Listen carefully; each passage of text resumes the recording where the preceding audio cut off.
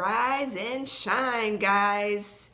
It's bright and early, right? I know. You guys are probably on your way to work. I don't know who will tune in, but we'll see. I was thinking, I'm reading a new book. It's called The Circle Maker. This is what it looks like. But I'm reading in it, and it struck me that I have fallen asleep while praying before. Have you? Raise your hands. Yeah. Have you ever just like sitting at church and somebody's praying and you just kind of zone out and you don't even listen to it and you're not even praying along with them? Yeah, I've done that too. I'm not proud of them, but I've done it. So this book is about prayer. Again, the last book I read was Fervent. It was about prayer as well. But it asked these three questions. And before I get into the three questions, for those of you that don't know me, I've made a lot of new friends here recently. I'm Jen Pratt. I am a Jesus girl, a wife, a fur mama, and a Beachbody coach, and I'm founder of Team Ablaze. And pretty regularly I get on here and I share my heart and life on live videos. And as you hop on, feel free to give me a little comment. Let me know that you're here so I'm not talking to myself. That would be awesome. But don't do it if you're driving because safety first, right? But so let's get back to those three questions. So the three questions that they posed in the book was, what promise are you praying around? What miracle are you marching around? And what dream does your life revolve around? Now, you might find yourself in one of three categories here. One, you might not have any idea of any of these. You might not even have an answer. You may have never even thought about them. The other one is you might know exactly the answer to all of these. Good morning, Courtney. Mwah. You might have an exact answer to all of these, which is awesome, and you might be on mission. The other one is they might scare the living crap out of you and you don't know where to go from here. And that's okay. All three of them are all legit. It's fine. But something that helped me kind of wrap my mind around that this morning is, good morning, Terry. I'm too awake. I have already had some cold brewed coffee. It works wonders. So yeah, I'm awake. But there's a passage in the Bible. There's actually three passages in the Bible. It's Matthew 20, Mark 10, and Luke 18. And this kind of helped me kind of put words behind the answers to those questions. So you can read those scriptures. It's all based on the same story, just a different perspective. So Jesus and his disciples were leaving Jericho.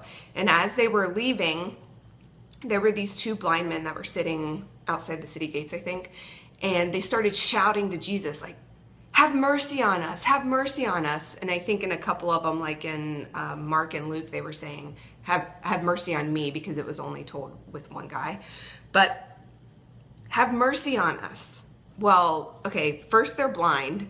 So Jesus knew what they wanted, but why? The next thing Jesus says is, what do you want? What do you want me to do? What do you want? Well, Jesus knew, but why did he ask them? I don't know, but maybe he wanted them to verbalize what they wanted. Maybe he wanted them to put power behind it and say, I want you to heal me or make me see, like I'm blind, heal me, whatever it is. Jesus knew what they wanted, but he wanted them to know what they wanted. I can't reiterate that enough because that's powerful. My dog's snorting down there. Poor thing. Stop, Sid. So God knows us. God knows you. He knows the desires of your heart. He knows what you want. He knows the longings, even if you can't put words behind those. Gosh, fired up. So,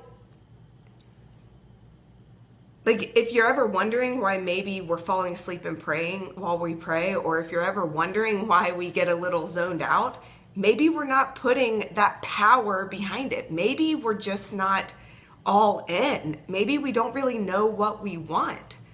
Like, that changes the way that we pray. God cares about those little bitty details that we skim over, but it does something within us and within our hearts when we verbalize those little details, when we say what we want to God. Now, this challenges the way I think and the way I view God, because I know God's not a genie, and I know that we can't just bark orders at him.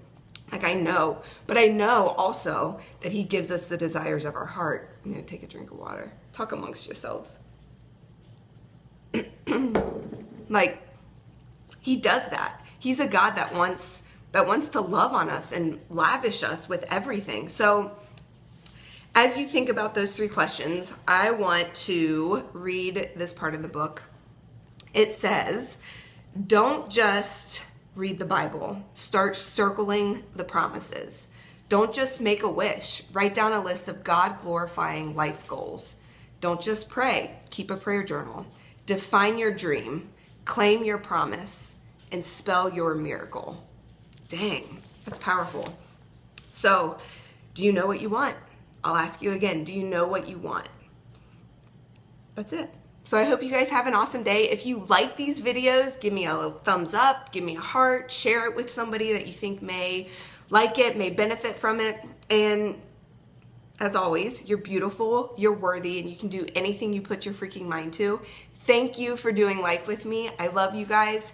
Hope you have an awesome day. And while you're praying today, if you wouldn't mind keeping me in your prayers with all of this, I'm praying for a serious passion in one area of another with infertility stuff.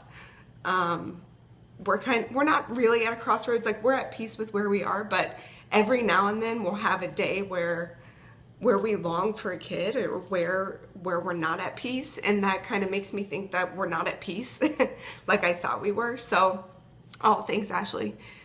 Dang, it's right. You guys have an awesome day. But just pray that God would give us a burning passion in one area of another, so that we know what we desire, whether it's God healing me of my premature ovarian failure and blessing us with a kid of our own, or maybe it's adopting or fostering or generously giving where we are and not having kids, or maybe going the egg donor route. I don't know, but prayers are totally appreciated. I love you guys. I'm leaving it at that. Have an awesome day. Bye, guys.